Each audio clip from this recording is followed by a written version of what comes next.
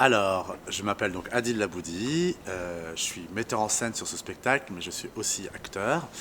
Je mets en scène donc une actrice qui s'appelle Ouda. Voilà, ma compagnie s'appelle Corbeil et Poulailler.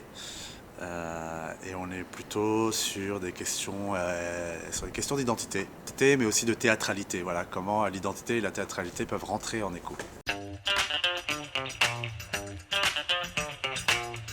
Donc il faut imaginer un monde où il n'est pas possible d'avoir des papiers, où il n'est pas possible d'avoir des documents qui retracent l'historique des individus, de leurs personnes, etc. Et il faut imaginer aussi un monde où la mémoire a tendance à être un peu plus floue. Ça peut être un monde imaginaire ou un monde qui se trouve de l'autre côté de la Méditerranée, où il y a un rapport avec les chiffres, avec les dates, avec les données qui est un peu plus laxiste. Donc dans ce cadre-là, comment est-ce qu'une personne peut parler de son histoire?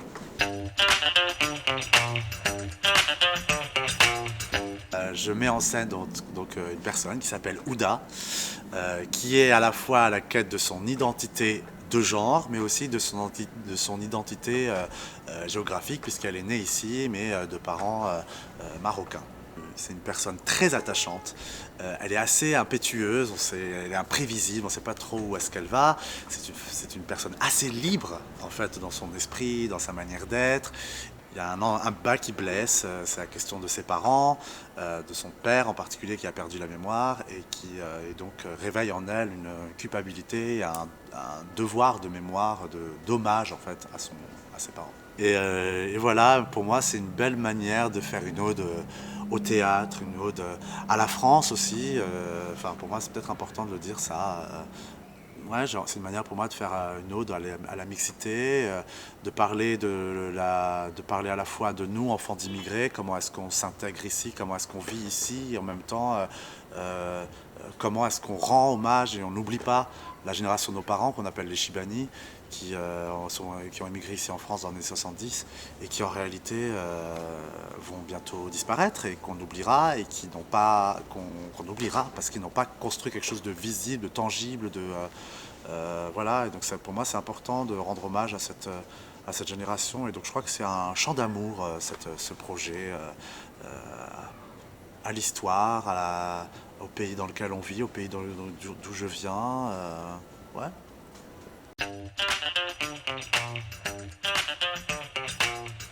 Alors, mon spectacle s'est fortement inspiré de la question de l'autobiographie. Donc, je me suis beaucoup inspiré des écrits de Philippe Lejeune qui parlent de pacte autobiographique qui existe entre un lecteur et la personne qui écrit l'autobiographie.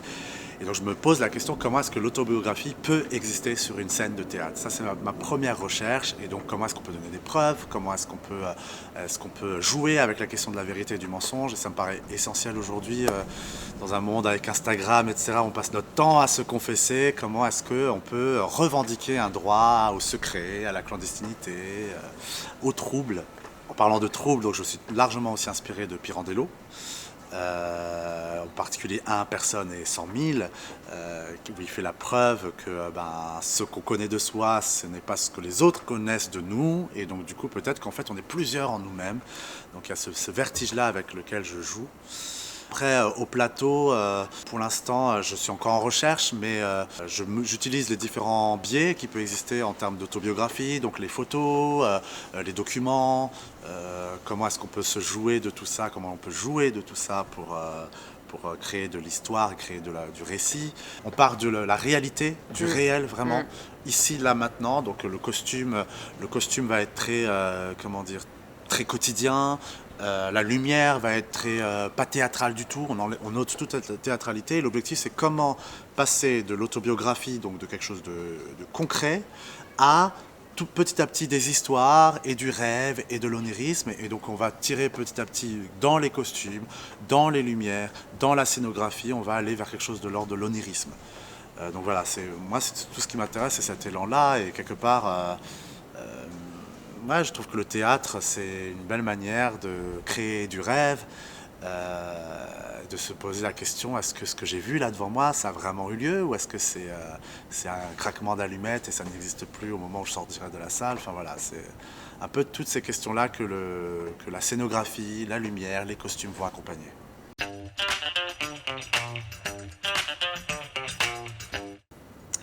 C'est drôle, j'ai en tête à la fois vous savez, les maisons de poupées d'enfants et pareil, les trucs d'enfants de chimie. On va jouer à l'apprenti alchimiste, on va mélanger tel ingrédient et on va voir ce que ça fait. Ben, c'est un peu ça en fait. On a à disposition de la lumière, du son, on a des personnes qui nous soutiennent, etc. Et en fait, là, on expérimente. On expérimente, donc on tente des choses, on se dit ah merde, on envoie tel signal quand on fait ça, avec cette lumière, avec ce son, avec tel dispositif, donc on change. Voilà, pour moi, là, cette résidence a été vraiment un moment de tester quelque chose, analyser, recommencer, et jusqu'à trouver ce qu'on veut dire. Et moi, ça a été une résidence qui a été super parce que j'ai vraiment trouvé l'ossature de mon projet au cours de ces 2 semaines. Donc merci infiniment au Grand Parquet de m'avoir accueilli, en tout cas, c'était un grand moment.